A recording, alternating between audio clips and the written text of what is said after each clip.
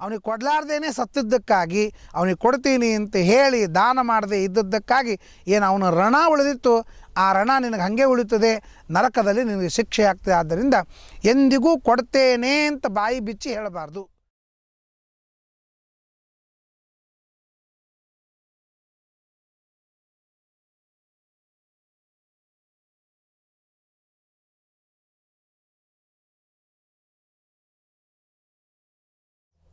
ಆತ್ಮೀಯ ವೀಕ್ಷಕರಿಗೆ ಚಿಂತನಾ ಕಾರ್ಯಕ್ರಮದಲ್ಲಿ ಸ್ವಾಗತ.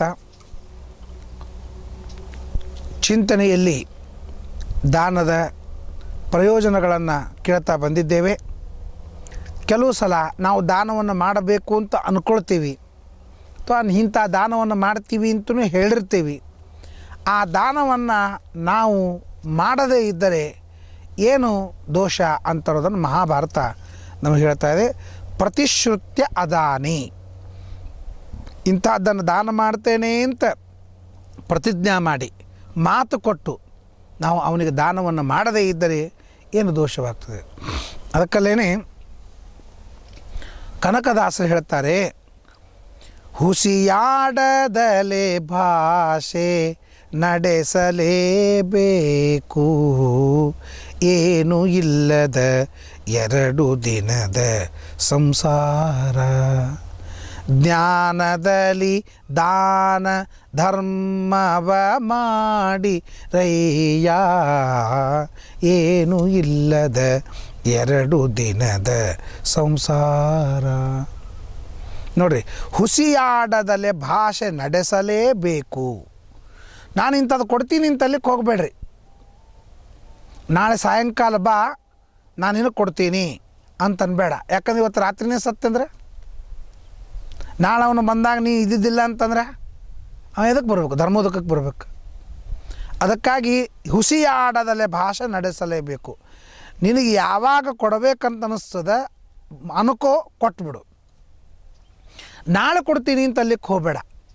ನಾವು ಕರ್ಣನ ಬಗ್ಗೆ ಕೇಳೋ ಮುಂದಾಗ ಹೇಳ್ತೀವಲ್ಲ, ಎಡಗೈಯೊಳಗೆ ಬಂಗಾರದ ಗಿಂಡಿ ಇಟ್ಟುಕೊಂಡಾಗ ಬ್ರಾಹ್ಮಣ ಬಂದಾಗ ಅದನ್ನು ಬಲಗೈಯಿಂದ ಕೊಡಲಿಲ್ಲ, ಎಡಗೈಯಿಂದಲೇ ದಾನ ಕೊಟ್ಟಂತೆ. ಯಾಕೆ ಎಡಗೈಯಿಂದ ದಾನ ಕೊಟ್ಟು ಅಂತ ಕೇಳಿದರೆ ಅವನಂದ ಎಡಗೈಯಿಂದ ಬಲಗೈಗೆ ಬರುವುದ್ರೊಳಗಾಗೇ ಕೊಡಬಾರ್ದು ಅಂತ ಬುದ್ಧಿ ಬಂದರೆ ಏನು ಮಾಡೋದು, ಅದಕ್ಕೆ ಯಾವಾಗ ಕೊಡಬೇಕು ಅಂತ ಮನಸ್ಸು ಬಂತು, ಕೊಟ್ಟುಬಿಟ್ಟೆ ಅಂಥೇಳಿ ಅವನಿಗೆ ದಾನಶೂರ ಕರ್ಣ ಅಂತ ಬಂತು.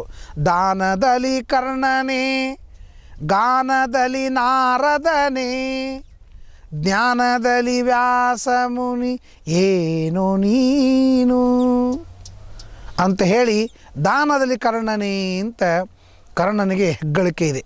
ಯಾಕೆಂದರೆ ಹಂಗೆ ಕೊಟ್ಟ ಅಂತ ನಾವು ಕಥೆಯನ್ನು ಕೇಳ್ತೇವೆ. ಆ ರೀತಿಯಾಗಿ ದಾನವನ್ನು ಮಾಡಬೇಕಾದ್ರೆ ನಾಳೆ ದಾನ ಮಾಡ್ತೇನೆ, ನಾಡ್ದು ದಾನ ಮಾಡ್ತೇನೆ ಅಂತ ಅಲ್ಲಿಗೆ ಹೋಗಬಾರ್ದು. ಆಗಿಂದಾಗೆ ವಿಚಾರ ಮಾಡಬೇಕು, ಆಗಿಂದಾಗೆ ಕೊಟ್ಬಿಡ್ಬೇಕು.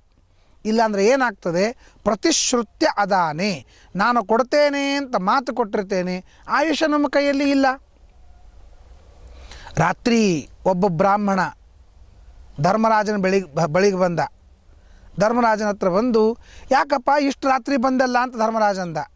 ಸ್ವಾಮಿ, ನಾಳೆ ಬೆಳಿಗ್ಗೆ ಎದ್ದು ಕೂಡಲೇ ನನ್ನ ಮಗನ ಉಪನಯನ, ಕೈಯಲ್ಲಿ ಏನೂ ದುಡ್ಡಿಲ್ಲ, ನಾನು ಹೆಂಗೆ ಖರ್ಚು ಮಾಡಲಿ, ಅದಕ್ಕೆ ಬ್ರಾಹ್ಮಣನಿಗೆ ರಾಜನ ಹತ್ರ ಕೇಳೋ ಹಕ್ಕಿದೆ, ಅದಕ್ಕೆ ರಾತ್ರೋರಾತ್ರಿ ನಿಮ್ಮಲ್ಲಿ ಬಂದೀನಿ ಅಂದಾಕ್ಷಣ ಧರ್ಮರಾಜ ಅಂದ, ರಾತ್ರಿ ಬಂದರೆ ನಿನಗೆ ಎಲ್ಲಿಂದ ಕೊಡಲು ಮಾರಾಯ, ಬೆಳಿಗ್ಗೆ 8 9ಕ್ಕೂ ಅವನು ಖಜಾನಿ ಬರ್ತಾನೆ, ಅವನು ಟ್ರೆಜರರ್ ಬರ್ತಾನೆ, ಅವನು ಬಂದು ಕೂಡ ನೀನು ಕೊಡ್ತೀನಿ ಅಂತ. ಆ ಬ್ರಾಹ್ಮಣ ಅಲ್ಲಿಂದ ಮನೆಗೆ ಹೋಗಲಿಲ್ಲ, ಭೀಮನ ಹತ್ರ ಹೋದ. ಭೀಮನ ಹತ್ರ ಹೋಗಿ ಭೀಮನಿಗೆ ಕೇಳ್ದ, ನಾಳೆ ನನಗೆ ಕೆಲಸದ ದುಡ್ಡು ಕೊಡೋನು. ಭೀಮ ತನ್ನ ಕೊಳ್ಳಾಗೇನು ಬಂಗಾರ ಚೈನ್ ಇತ್ತು ಅದನ್ನೇ ತೆಗೆದು ಆ ಬ್ರಾಹ್ಮಣಕ್ಕೆ ಕೊಟ್ಟು ತಕ್ಷಣ ಅಲ್ಲಿ ಹೋಗಿ ದೊಡ್ಡ ನಗಾರಿ ಇರ್ತದೆ. ಆ ನಗಾರಿ ಬಾರಿಸಿದ್ರೆ ಊರಿನ ಮಂದಿಗೆಲ್ಲ ಒಂದು ಆಶ್ಚರ್ಯದ ಸುದ್ದಿ ಹೇಳೋದು, ಅಥವಾ ಯುದ್ಧಕ್ಕೆ ಬರ್ರಿ ಅಂತ ಅನ್ನೋದು, ಅಥವಾ ಆಪತ್ತು ಬಂದದಂತ ಹೇಳೋದು, ಏನೋ ಒಂದು ಸೂಚನೆ ಮಾಡಲಿಕ್ಕೆ ಒಂದು ನಗಾರಿ ಇರ್ತಿತ್ತು. ಭೀಮ ಹೋಗಿ 2 ಬಡ್ಗಿನ ದಬ ದಬ ದಬ ದಬ ನಗಾರಿ ಹೊಡೆದ ಮೇಲೆ ಎಲ್ಲ ಜನರು ಬಂದರು. ಯಾಕಪ್ಪ ಅಂಥದ್ದೇನದ ನಗಾರಿ ಬಾರಿಸ್ಲಿಕ್ಕತ್ತೀಯಲ್ಲ, ಏನಾಯಿತು ಅಂತ ಕೇಳಿದರೆ, ಇಲ್ಲ ನಮ್ಮಣ್ಣ ನಾಳೆ ಬೆಳಗ್ಗೆ 8ರ ತನಕ ಬದುಕ್ತೀನಿ ಅಂತ ಗ್ಯಾರಂಟಿ ಇಟ್ಟುಕೊಂಡಾನ ಅಂತ ಅನ್ನೋದೇ ದೊಡ್ಡ ಆಶ್ಚರ್ಯದ ಮಾತು ಅಂತ ಭೀಮ ಹೇಳಿದನಂತೆ. ಅದಕ್ಕಾಗಿ ನಾಳೆ ಬಾ ಅಂತ ಅನ್ನಬಾರ್ದು, ನಾಳೆ ಕೊಡ್ತೇನೆ ಅಂತ ಅನ್ನಬಾರ್ದು. ಕೊಡಬೇಕು ಅಂತಿದ್ದಾಗ ತಕ್ಷಣ ಹಾಗೆ ಮನಸ್ಸು ಮಾಡಬೇಕು, ಹಾಗೆ ಕೊಟ್ಟು ಬಿಡಬೇಕು. ಪ್ರತಿಶ್ರುತ್ಯ ಅದಾನಿ, ನಾನು ಕೊಡ್ತೇನೆ ಅಂತ ಹೇಳಿ ಕೊಡದೇ ಇದ್ದರೆ ನಿನಗೆ ಅದರ ಋಣ ಉಳಿತದೆ. ಯಾವನಿಗೋ ಕೊಡ್ತೀನಿ ಅಂತ ಹೇಳಿದೆ ನಾಳೆ ಬಾ ಅಂತೇಳಿ ಇವತ್ತು ರಾತ್ರಿ ಸತ್ತು ಬಿಟ್ಟು ಅವನಿಗೆ ಕೊಡಲಾರ್ದೇನೆ ಸತ್ತಿದ್ದಕ್ಕಾಗಿ ಅವನಿಗೆ ಕೊಡ್ತೀನಿ ಅಂತ ಹೇಳಿ ದಾನ ಮಾಡದೆ ಇದ್ದದ್ದಕ್ಕಾಗಿ ಏನು ಅವನ ಋಣ ಉಳಿದಿತ್ತು, ಆ ಋಣ ನಿನಗೆ ಹಾಗೆ ಉಳಿತದೆ, ನರಕದಲ್ಲಿ ನಿನಗೆ ಶಿಕ್ಷೆ ಆಗ್ತದೆ. ಆದ್ದರಿಂದ ಎಂದಿಗೂ ಕೊಡ್ತೇನೆ ಅಂತ ಬಾಯಿ ಬಿಚ್ಚಿ ಹೇಳಬಾರ್ದು.